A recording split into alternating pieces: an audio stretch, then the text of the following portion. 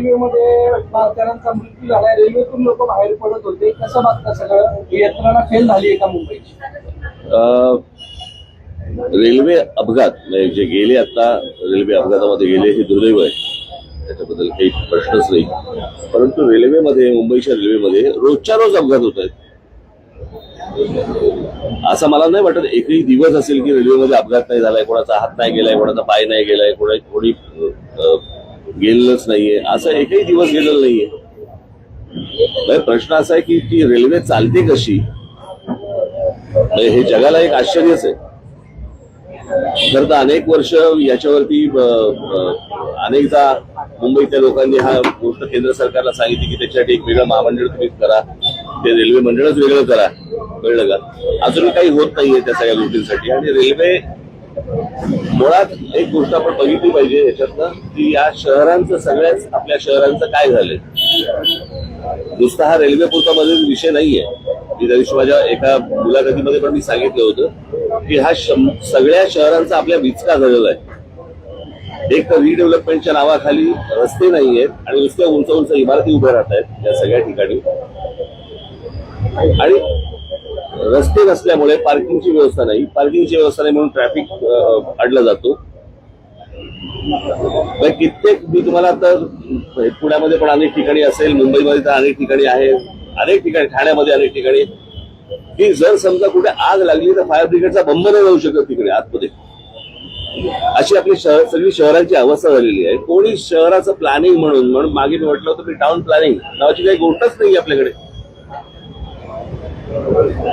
मी गेले इतकी वर्षाचे मी तुम्हाला सांगतोय की बाहेरून येणारे जे लोंढे आहेत आपल्या सगळ्या शहरांवरती आदळणारे, याच्यातनच ही रेल्वे कोलमडली कशासाठी?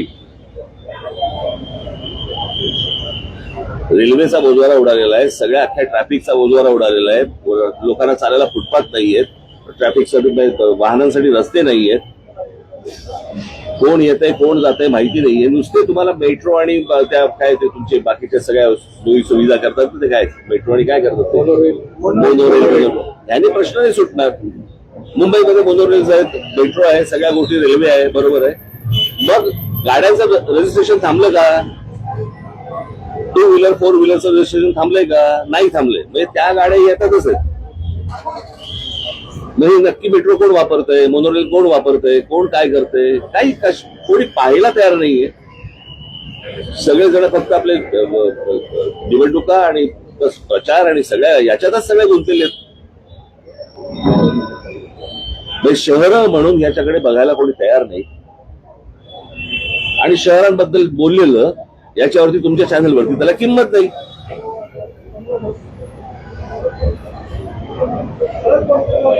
म्हणजे गेले अनेक दिवस जे राज ठाकरे, उद्धव ठाकरे कधी एकत्र येणार ह्याच्या जेवढ्या बातम्या लावल्या तेवढा काळ तुम्ही ह्या जे मृत्यू गेलेले आहेत लोक आता रेल्वेमध्ये तेवढं लावणार आहात का?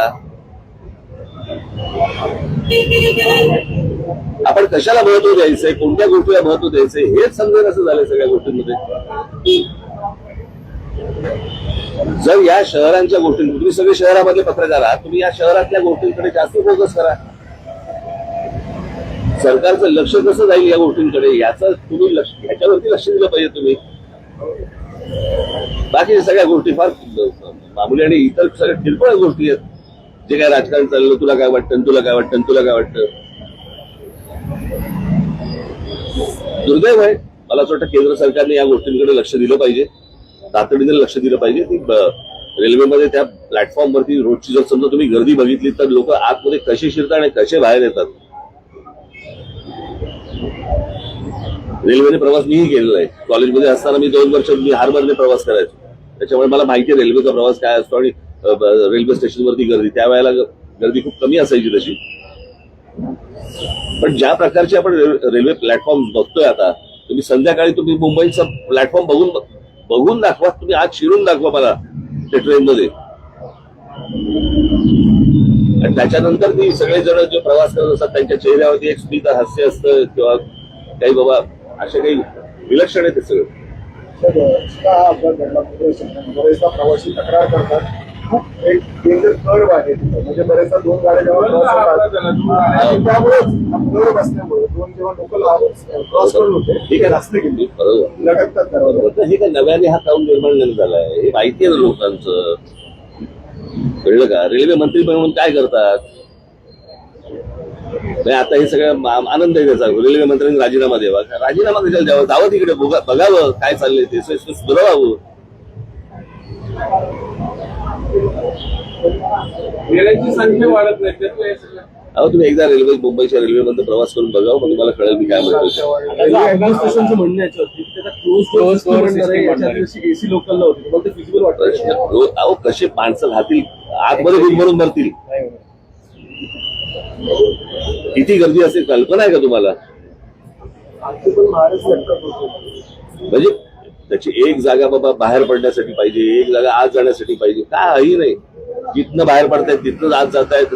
तर ज्याला उतरायचंय तोच परत पुढच्या स्टेशनवर जातोय.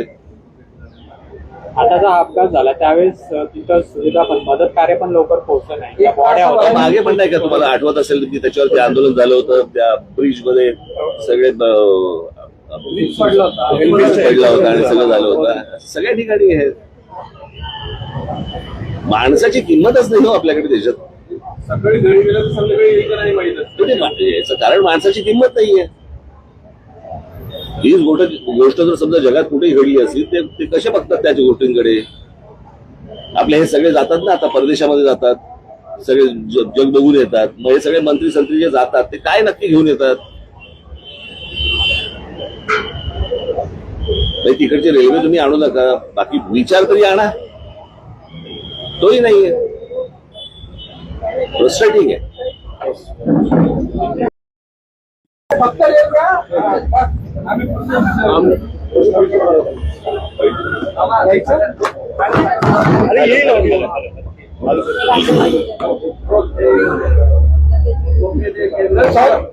मुंबईमध्ये घटना घडली आहे. रेल्वेमध्ये भारतीयांचा मृत्यू झालाय. रेल्वेतून लोक बाहेर पडत होते. कसं बघता सगळं? यंत्रणा फेल झाली आहे का मुंबईची? रेल्वे अपघात म्हणजे जे गेले आता रेल्वे अपघातामध्ये गेले हे दुर्दैव आहे, त्याच्याबद्दल काही प्रश्नच नाही. परंतु रेल्वेमध्ये, मुंबईच्या रेल्वेमध्ये रोजच्या रोज अपघात होत आहेत. असं मला नाही वाटत एकही दिवस असेल की रेल्वेमध्ये अपघात नाही झालाय, कोणाचा हात नाही गेलाय, कोणाचा पाय नाही गेलाय, कोणी गेलेलंच नाहीये, असं एकही दिवस गेलेला नाहीये. प्रश्न असा आहे की ती रेल्वे चालते कशी, हे जगाला एक आश्चर्यच आहे. खरं तर अनेक वर्ष याच्यावरती अनेकदा मुंबईतल्या लोकांनी हा गोष्ट केंद्र सरकारला सांगितली की त्याच्यासाठी एक वेगळं महामंडळ तुम्ही करा, ते रेल्वे मंडळच वेगळं करा. कळलं का? अजूनही काही होत नाहीये त्या सगळ्या गोष्टींसाठी. आणि रेल्वे मुळात एक गोष्ट आपण बघितली पाहिजे याच्यातनं की या शहरांचं, सगळ्याच आपल्या शहरांचं काय झालंय. नुसता हा रेल्वे पुरता मध्ये विषय नाहीये. मी त्या दिवशी माझ्या एका मुलाखतीमध्ये पण मी सांगितलं होतं की हा सगळ्या शहरांचा आपल्या विचका झालेला आहे. एक तर रिडेव्हलपमेंटच्या नावाखाली रस्ते नाहीयेत आणि नुसत्या उंच उंच इमारती उभ्या राहत आहेत या सगळ्या ठिकाणी. आणि रस्ते नसल्यामुळे पार्किंगची व्यवस्था नाही. पार्किंगची व्यवस्था नाही म्हणून ट्रॅफिक अडला जातो. कित्येक मी तुम्हाला आता पुण्यामध्ये पण अनेक ठिकाणी असेल, मुंबईमध्ये तर अनेक ठिकाणी आहे, अनेक ठिकाणी ठाण्यामध्ये अनेक ठिकाणी की जर समजा कुठे आग लागली तर फायर ब्रिगेडचा बंब नाही जाऊ शकत तिकडे आतमध्ये. अशी आपली सगळी शहरांची अवस्था झालेली आहे. कोणी शहराचं प्लॅनिंग म्हणून मागे मी म्हटलं होतं की टाउन प्लॅनिंग नावाची काही गोष्टच नाही आपल्याकडे. मी गेले इतकी वर्षाचे मी तुम्हाला सांगतोय की बाहेरून येणारे जे लोंढे आहेत आपल्या सगळ्या शहरांवरती आदळणारे, याच्यातनच ही रेल्वे कोलमडली कशासाठी. रेल्वेचा बोजवारा उडालेला आहे, सगळ्या अख्ख्या ट्रॅफिकचा बोजवारा उडालेला आहे. लोकांना चालायला फुटपाथ नाहीयेत, ट्रॅफिकसाठी वाहनांसाठी रस्ते नाहीयेत, कोण येतंय कोण जातंय माहिती नाहीये. नुसते तुम्हाला मेट्रो आणि त्या काय ते तुमचे बाकीच्या सगळ्या सोयी सुविधा करतात ते काय मेट्रो आणि काय करतात ते मोनोरेल. याने प्रश्न नाही सुटणार. मुंबईमध्ये मोनोरेल्स आहेत, मेट्रो आहे, सगळ्या गोष्टी रेल्वे आहे, बरोबर आहे. मग गाड्यांचं रजिस्ट्रेशन थांबलं का? 2 व्हीलर 4 व्हीलरचं रजिस्ट्रेशन थांबलंय का? नाही थांबलंय. म्हणजे त्या गाड्या येतातच आहेत. नाही, नक्की मेट्रो कोण वापरतंय, मोनोरेल कोण वापरतंय, कोण काय करतंय, काही कोणी पाहायला तयार नाहीये. सगळेजण फक्त आपले निवडणुका आणि प्रचार आणि सगळ्या याच्यातच सगळे गुंतलेले आहेत. शहरं म्हणून याच्याकडे बघायला कोणी तयार नाही. आणि शहरांबद्दल बोललेलं याच्यावरती तुमच्या चॅनलवरती त्याला किंमत नाही.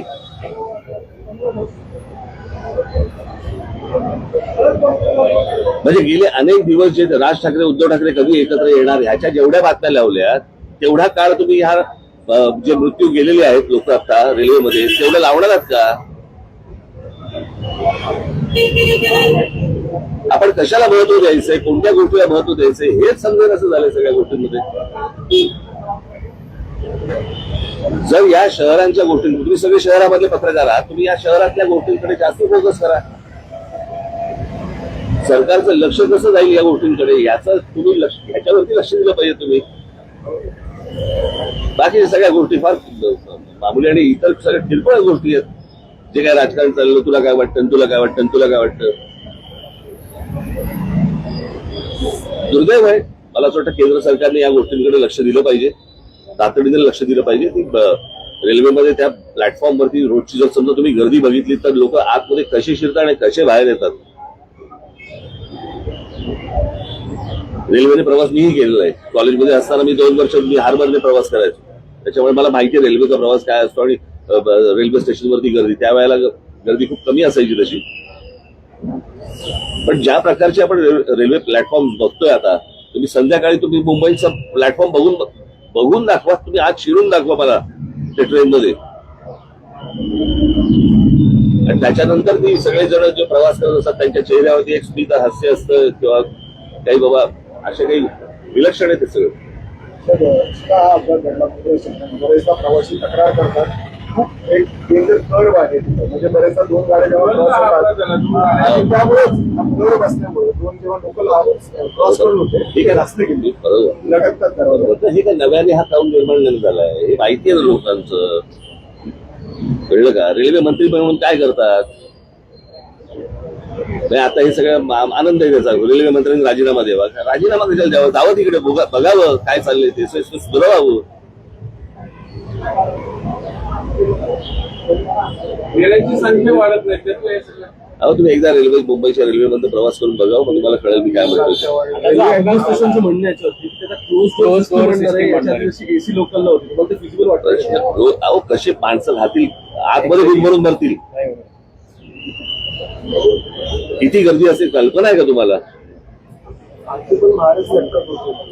म्हणजे त्याची एक जागा बाबा बाहेर पडण्यासाठी पाहिजे, एक जागा आत जाण्यासाठी पाहिजे. काही नाही, जिथनं बाहेर पडतायत तिथनंच आत जातायत.